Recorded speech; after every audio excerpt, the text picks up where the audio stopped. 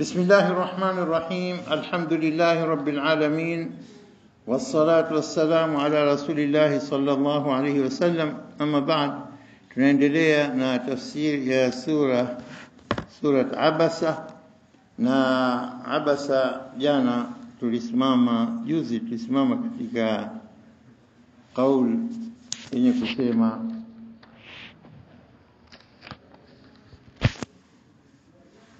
kiramin barara. Hapa nilipokuja katika aya 10, fa anta anhu talaha, baada a'udhu billahi minash shaitani rajim, kalla, sivyo hivyo, innaha tadhkira. Huku ndiko kukumbushana, huu ndio ukumbusho, tadhkira. Ili tadhkira inamdhakiri insan, inamkumbusha binadamu na kujua yeye ni nani na nini wajibu wake katika maisha. Qur'ani imeshuka yote kwa kutuonesha nini wajibu wetu katika maisha. Mmeletwa kwa nini na nini mnatakiwa kufanya. Nyinyi mmeumbwa. Kuumbwa kwenu kuna malengo. Mwenyezi Mungu mwenyewe hajakuleteni hivi hivi tu. Abasa. Mnafikiri kwamba anna khalaqnakum abatha? أفحسبتم أن خلقناكم عبثا أبدا وأنكم إلينا لا ترجعون. nafikiri kwetu mtorudi la mkumbeni kwa malengo, kwa sababu mkumbeni nikakupeni ardhi hii muitawale, muiendeshe, muikuze, na kila mahitaji yenu nimekupeni. Hamjaumbwa bure bure, mmeumbwa kwa malengo. ma khalaqtul jinna wal insa illa liya'budun. Hasiyaumba jini na insi ila kwa ajili ya kumwabudu Allah. Na kila kitendo chako unachofanya, kile kinachotakiwa ufanye, basi kile kina maana ya ibada, kumwabudu Mola wako. Chochote kile, kutafuta riziki, kuwalea watoto wako, kwenda kupumzika, kulala, mwili wako na haki juu yako, Tasali nyuma kwa sala yako, hapo takira sauti zetu kali. Asante. Kwa hivyo hapa utaona kwamba binadamu kaumbwa ili atende mema. Kila jambo analofanya naye ni thawabu anapata. Chochote kile, ama takwa dhambi au thawabu. Kwa hivyo hapa ni ukumbusho kwa kila jambo unalohitaji katika maisha yako. Na ikiwa hii kusudi hapa ina tadhkira, haya maneno ni makumbusho. Haiko Qur'ani, hii ni maneno ambayo Allah ameteremsha kwa ajili ya binadamu kuongozwa, upate hidayah, uongofu, upate kuongozwa. Kwa hivyo hapa Mwenyezi Mungu anasema ina tadhkira, faman shaa dhakara, anataka basi na akumbuke, anataka afate haya maamrisho, na atakumbuka, atafahamu nini wajibu wake ya Mola wake katika maisha haya. Faman shaa dhakara, na haya maneno haya yameapo fi suhufin, yamo katika kurasa mukarrama, zilizokirimiwa na kuheshimiwa. Watu wakasema ni lauhul mahfudh, na ikiwemo ndani yake Qur'ani, ikiwemo ndani yake maneno yote yaliyohifadhiwa katika ubao huu. Lauhi ni ubao mahfudhi uliohifadhiwa. Mwenyezi Mungu kahifadhi mna kila kitu kuhusu ulimwengu, maisha, viumbe vyote, riziki, kila kitu unachokijua wewe na usichokijua wewe, maumbile yote haya Mwenyezi Mungu ameyadawi na kuyaweka kwa hifadhi katika kitabu hichi. Tena amewakalifisha malaika wa kufanya kazi hii kubwa. Jana tulieleza hii kapita bio, lakini hasa nitakusimama hapa katika fi suhufin mukarrama, katika nini, kurasa zilizoheshimiwa, marfu'a, zilizoinuliwa kwa heshima, marfu'atin mutahhara, na zilizotakaswa na Mola Subhanahu wa Ta'ala. Na ikiwemo Qur'an pamoja na vitabu vyote vilivyoshuka, na yote katika lauhi mahfudhi. Kwa hivyo hapa tukichukua yale yanotuhusu sisi ni Qur'ani, Qur'ani pamoja na vinginevyo katika nini, kalamullah, katika maamrisho ya Allah Subhanahu wa Ta'ala. Haya yanabeba suhufi mukarrama marfu'ati mutahhara. Anasema hapa Allah, anasema biaidi, katika mikono ya nani? Safara. Na hii safara ni kama tulivyoeleza jana, asfar ni vitabu katika Taurat na Injili inaitwa asfar, sifr, na safara wale ambao wenye kuandika maandishi haya ya kila anachoamrisha Mwenyezi Mungu, akiandika na kuhifadhi katika Lauh Mahfudh, na kwamba hawa ni kazi yao kuandika biaidi safara, na sifa zao hii moja safara ni kiramin, na sifa ya pili barara, kiramin watukufu, mukramun wamekirimiwa na Allah, barara ni wema. Lakini sasa hapa kauli safara utaona tafsiri zaidi ya moja. Hii moja biaidi katika mikono safara. Safara safiri manake ni kwa kizungu nasema ambassador, balozi. Hutumika kutoka huku kwenda huku, kuchukua amali za binadamu kuzipeleka kwa Mwenyezi Mungu, kutekeleza yale maamrisho yanayoamrishwa malaika.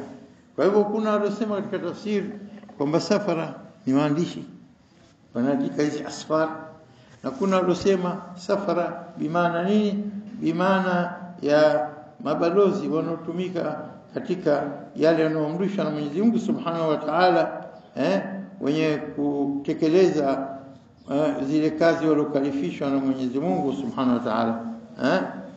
Kwa hivyo hapa tunapata maana hii na maana hii, na kama alivyosema Allah Subhanahu wa Ta'ala kiramin barara. Albarara yani kitu, albir ni wema wote, uwema kwa jumla. حتى لو جاء آية ليس البر أن تولوا وجوهكم قبل المشرق والمغرب ولكن البر من آمن بالله واليوم الآخر إلى آخر آية. mambo mengi bir, kila kitu kuanzia imani mpaka amali zote unazifanya ni katika jumla nini ya bir. Na kwa hivyo al-abrar ni wale watu wenye kufanya wema wanaostahili pepo. Watu wa peponi wanaitwa al-abrar, na maana yake katika sura ya Samaa Fatara, innal abrara lafi na'im, hakika watu wema wenye kufanya bir, mambo mema tu, wala bila shaka lafi na'im, katika neema. Na kinyume chake wa innal fujara waovu lafi jahim, watakuwa katika moto wa jahim.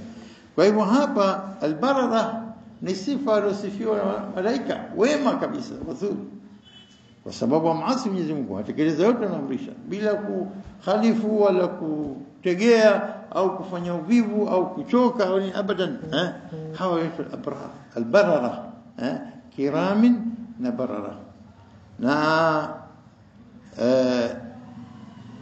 kiramin barara ni hawa malaika waliotajwa hapa katika mikono yao, biaidi safara kiramin barara. Kwa hivyo hapa tunatoka hizi aya tushasoma jana, basi kupitia tena kutoa imana ya pili ya safara, ikiwa kwa waandishi au ikiwa wenye kutumwa kuchukua amali na kupeleka kutoka kwa viumbe kupeleka kwa Mola na kuvihifadhi katika Lauh Mahfudh. Katika hawa ni kazi yao safara, ni malaika, majina yao safara na sifa zao ni kiramin barara. Halafu tunakuja katika aya hii muhimu sana hii, قتل الإنسان ما أكفره. لو نوزع كسوما قتل الإنسان ما أكفره.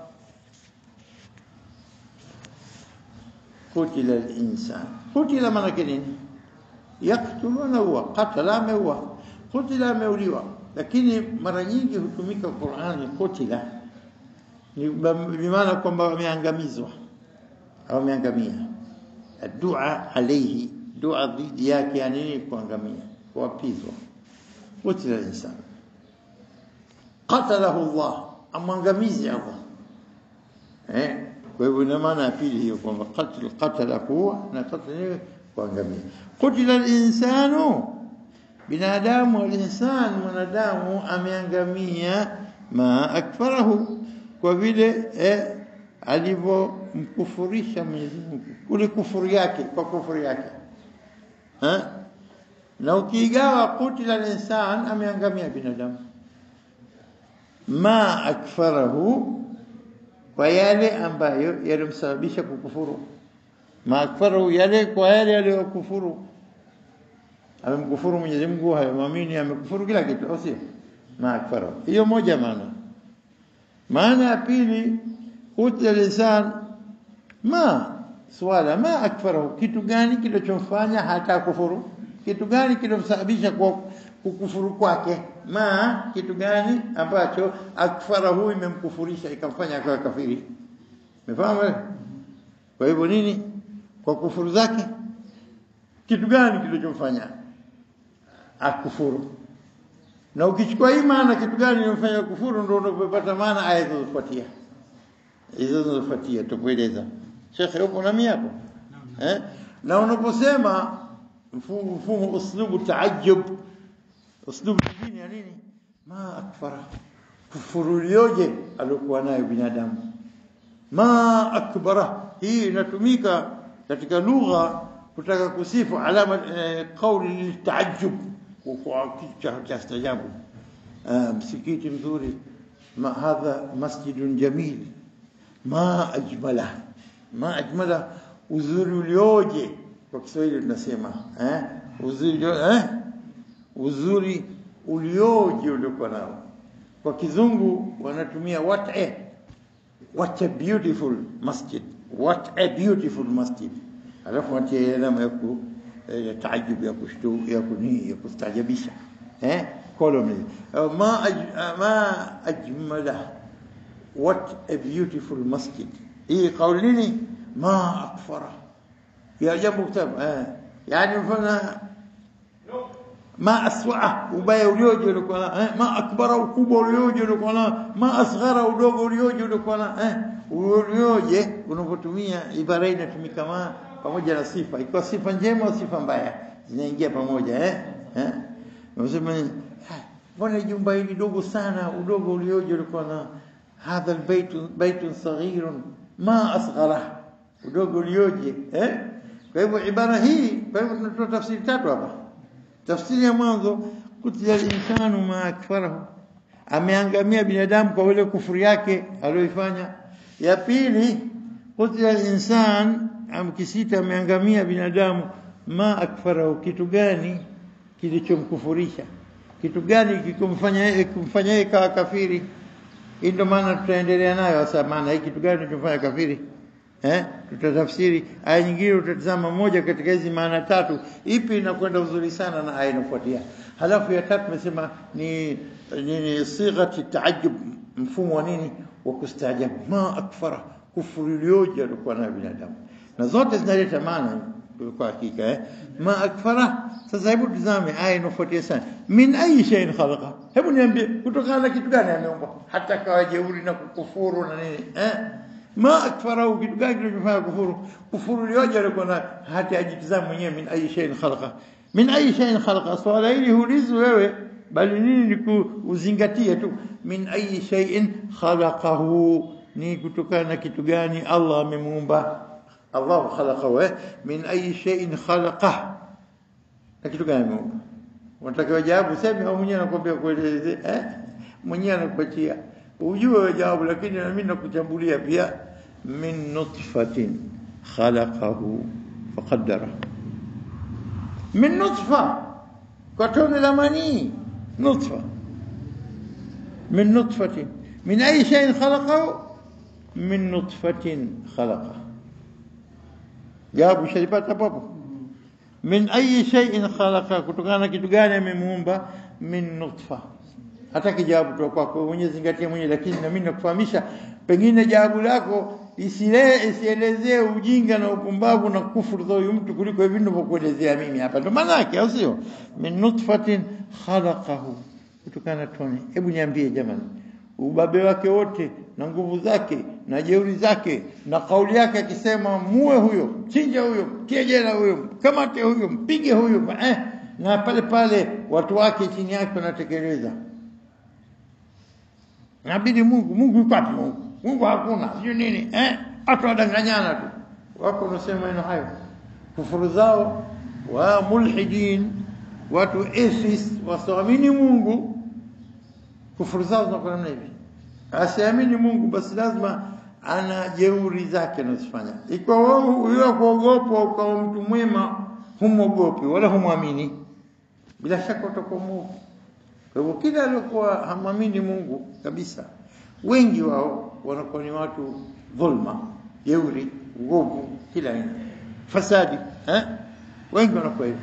Lakini mwenye kumwamini Mungu hasa, na dini zote takriban kama si nyingi zinatuamrisha hivi, kumwogopa Mungu na kukaa kwa wema, isipokuwa tu wale watu wanaamini katika dini nyinginezo, wanaamini basi hivi hivi tukuamini, lakini vitendo vyao kinyume kabisa, wala hawajali, kwa sababu hawaamini hasa, kwa sababu wenyewe wanaona kwamba dini yao pia za wasiwasi.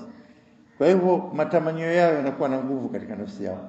Matamanio yao yanawafanya kufanya jeuri zao na dhulma zao na ufisadi katika ardhi. Na ndio tunaona ufisadi ukienea katika ulimwengu, basi ujue kwamba watu wenye kuamini Mungu kwa mdomo, lakini vitendo vyao vyote kinyume na imani zao. Wote na kusababisha vita na unyang'anyi na kunyang'anya huku na huku, hayo yote yanatokezea, na kudhulumu watu na kuua watu, kijiji kizima wanauliwa, na tunasikia India namna gani wanaua Waislamu na kufanya hivyo. Kweli ndio dini yao inaamrisha vitu hata kidogo, hata kidogo.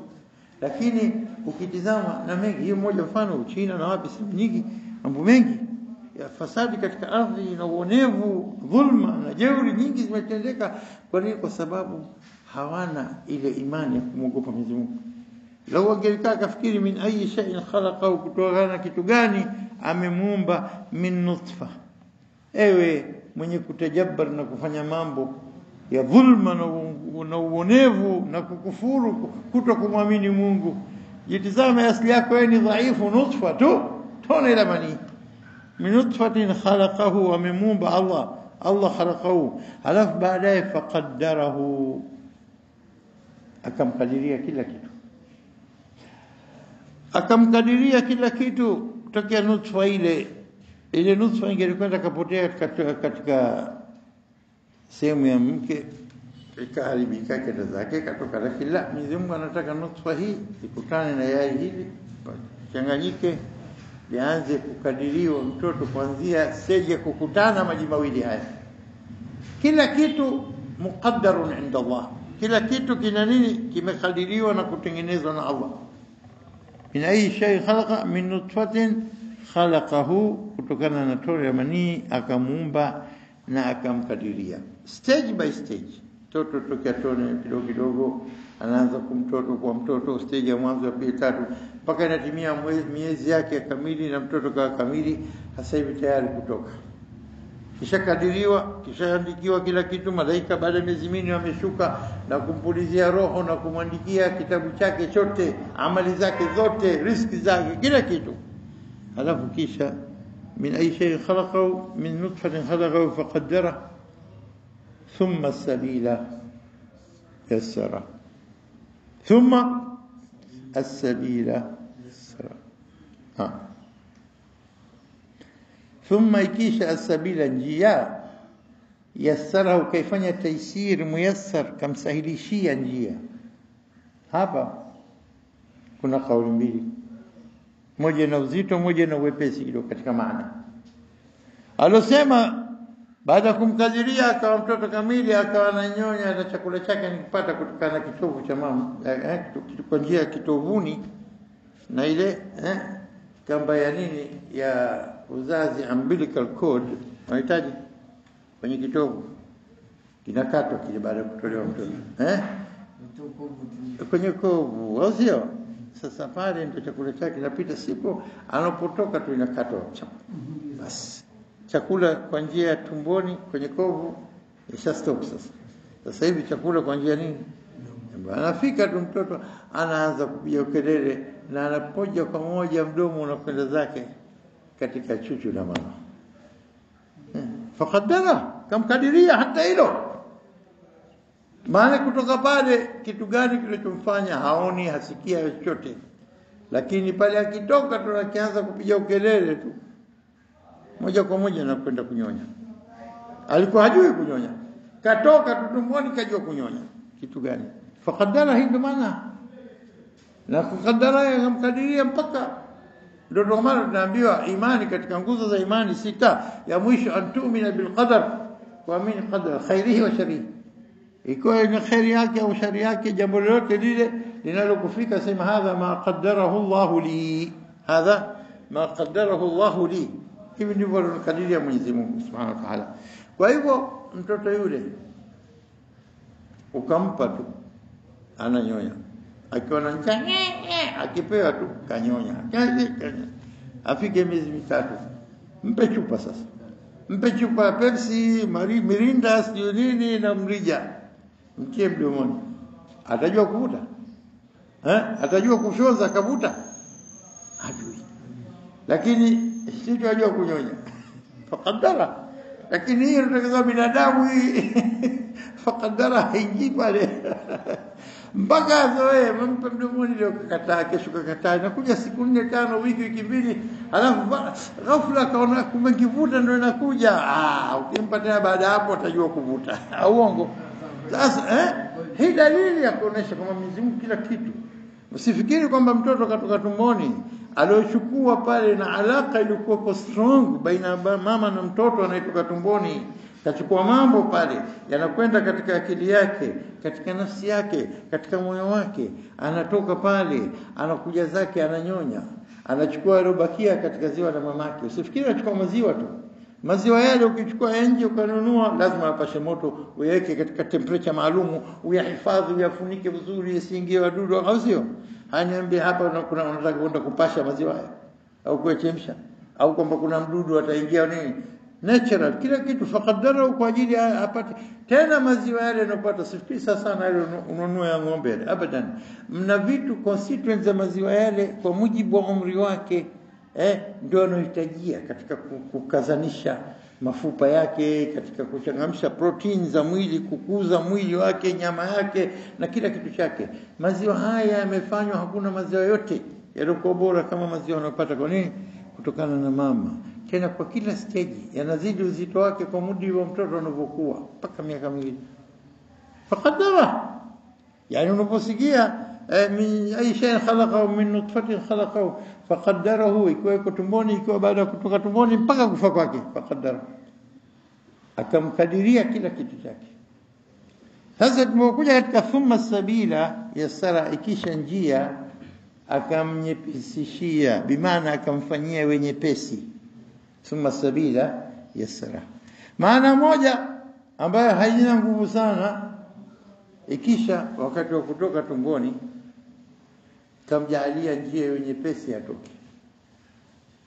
Ukubwa wake ndani ya tumbo, vipi mtoto huyu katoka tumboni, pale anapotoka mtoto utastajabu. Lakini wakati wa uzazi Mwenyezi Mungu kaifanya taisiri, wepesi kwa ajili ya mtoto kutoka. Ghairi ya kidha inakuwa tabu.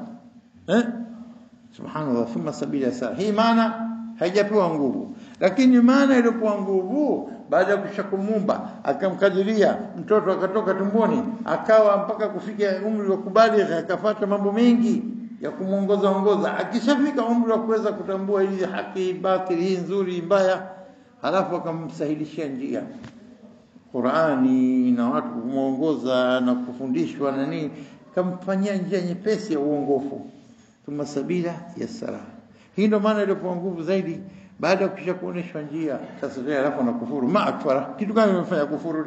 Ni hadithi sabila yassara, njia imemfanyia nyepesi. Thumma, ikisha, thumma baada muda, haijaja fa, imekuja thumma, ikisha baadaye, thumma thumma sabila, thumma amatahu fa aqbara, ikisha akamfisha na akamtia kwenye kaburi, thumma amatahu fa aqbara, ikisha akamfisha akamtia kaburini. Thumma idha shaa anshara, ikisha hapo apendapo, idha shaa Allah, pale anapotaka, wakati alowekea mwenyewe, anshara, atamfufua. وبهذا نكتفي إن شاء الله، والله أعلم. سبحانك اللهم وبحمدك، أشهد أن لا إله إلا أنت، أستغفرك وأتوب إليك.